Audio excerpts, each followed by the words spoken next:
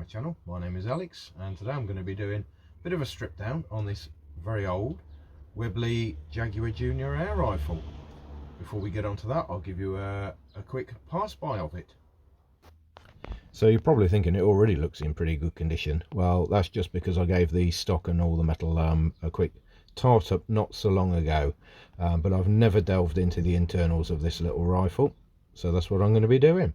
It belonged to my brother originally in the early 80s.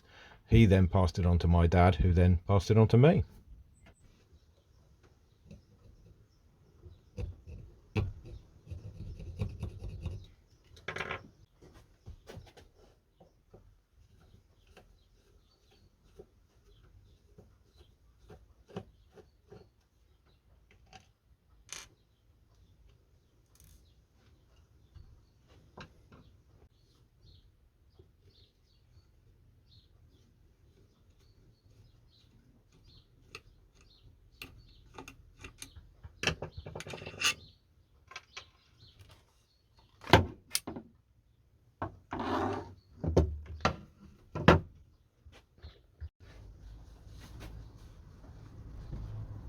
This rear pin just holds the trigger and the spring retainer in place, but I'm keeping a bit of pressure on it just in case.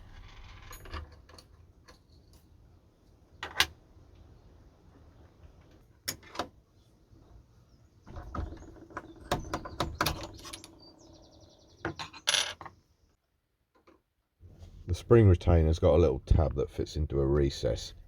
The way to actually remove that is to put pressure against the rear of it. I'm just using a brass bar, and then you've got to turn it at the same time, but you've got to keep the pressure on there, otherwise that spring's going to come shooting out somewhere.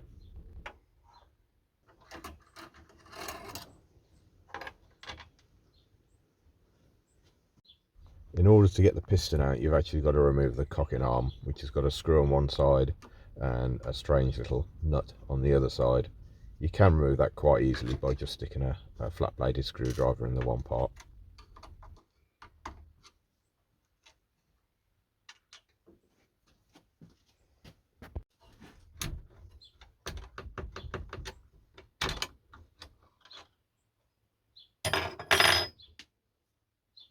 Now with everything out of the way, the piston will just slide straight out.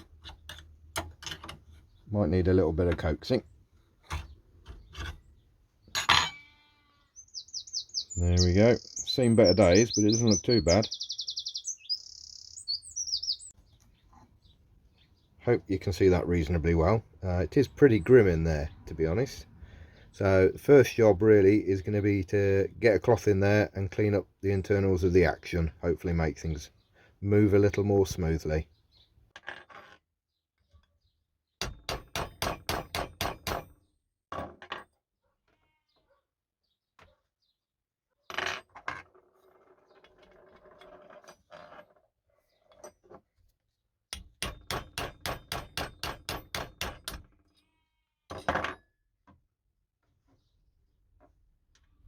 I'm going to do the job properly this time. That's why the barrel's coming off. Just means I can have a good check, make sure everything's clean and tidy, and then I can re-blue it all if needed.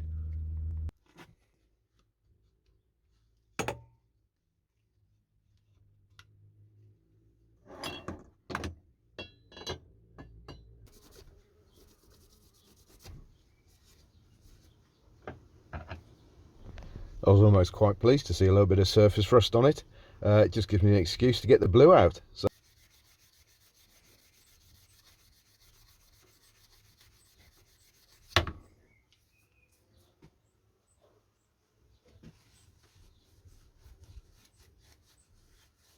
as ever, it'll get a good clean down with some acetone before I start applying the blue.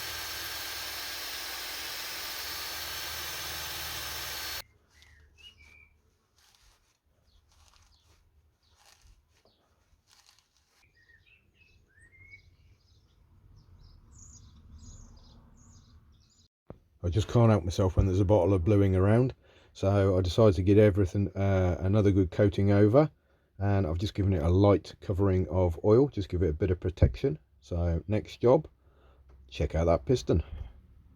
So the piston seal is actually in much better condition than I initially thought, which is a surprise for its age. May well have been replaced at some point.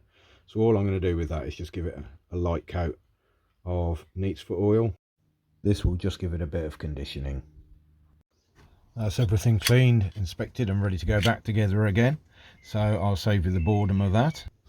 I've given the outer parts of the mainspring a very light coat in moly grease, just to help smooth things along. This can be divisive amongst people, so leave a comment and let me know what you think. Like me, this little air rifle is a child of the 70s. I believe production was somewhere between 1970 and 79, so it may be a year older than me, but most likely it's younger than me. Certainly in better condition than me now anyway. It's a bit of an unusual design. The outer part of the barrel is actually rolled steel, and there's a brass barrel insert that's actually rifled, although I think most of the rifling's gone on this one now. Parts are still readily available for these little rifles, and they often share common components with the Diana Model 22 and I think the later Webley Ranger as well. So if you are looking to do a rebuild or a refurbishment on one of these, you shouldn't have any problems getting hold of things like piston seals, springs, etc. You might have to pay a little bit for them, but it's worth it in the long run. Don't forget to give us a like, leave a comment and subscribe if you haven't done already. Thanks for watching. I'll catch you on the next one.